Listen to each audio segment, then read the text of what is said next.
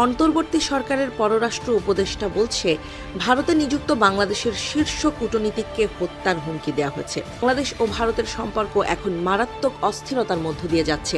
বিশেষ করে প্রখ্যাত ছাত্রনেতা শরীফ ওসমান হাদী হত্যাকাণ্ডের পর এই সম্পর্ক আরও নাজুক। ভারতের ইন্ধনেই হাদীকে হত্যা করা হয়েছে বলে দাবি করছেন তার সমর্থকরা।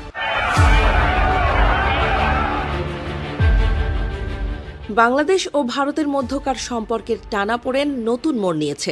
সম্প্রতি ইনকিলাব মঞ্চের আহ্বায়ক শরীফ ওসমান হাদী হত্যাকাণ্ড, বাংলাদেশি কূটনৈতিক মিশনে হামলা ও উভয় দেশের হাই কমিশনারকে পাল্টাপাল্টি তলবের ঘটনায় দুই দেশের মধ্যে অবিশ্বাস ও উত্তেজনা বাড়ছে। এর মধ্যেই রীতিমতো বোমা ফাটিয়েছে পাকিস্তানের প্রভাবশালী সংবাদ মাধ্যম দ্য ডন।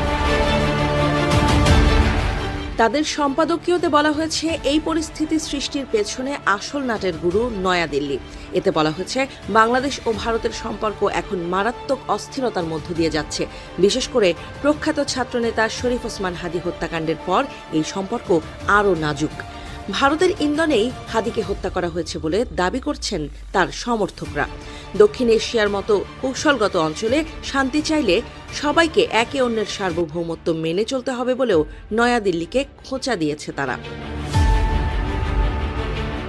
ভারতের উগ্র সংগঠনগুলো, বিশেষ করে বিশ্ব হিন্দু পরিষদ, ময়মনসিংহে এক হিন্দু ব্যক্তিকে গণপিটুনিতে হত্যার ঘটনার অজুহাতে ভারতের ভেতরে বাংলাদেশের মিশনগুলোর উপর হামলা চালাচ্ছে বলে অভিযোগ তুলেছে ডন। তারেক রহমান তিনি কবর জিয়ারত করে চলে যান, এর পরপরই কিন্তু তারা এখানে এসে ফের অবস্থান নেন। তারা কিন্তু এখন পর্যন্ত একটি কথা বলছেন যে পর্যন্ত উসমান হাদীর বিচার না হবে, সে পর্যন্ত তার যে হত্যাকাণ্ড হয়েছে সেটির বিচার না হওয়া পর্যন্ত কিন্তু তারা এই অবরোধ, এখানে তারা অবরোধ তুলবেন না, অর্থাৎ তারা এখানে অবরোধ চালিয়ে যাবেন। তারা কিন্তু আমরা এখানে এসে দেখছিলাম যে তারা এখানে নানান স্লোগান দিচ্ছিলেন, তারা এই হত্যার সুষ্ঠু বিচার দাবি করছিলেন। বারবার তারা একটি কথাই বলছিলেন যে এখানে জুলাই যোদ্ধা খ্যাত যেই উসমান হাদী, তাকে দিনের দুপুরে নৃশংসভাবে হত্যা করা হলো। এটির দ্রুততম সময়ের মধ্যেই কিন্তু তারা যে মূল হত্যাকারী, সেই হত্যাকারীর বিচার দাবি করছেন।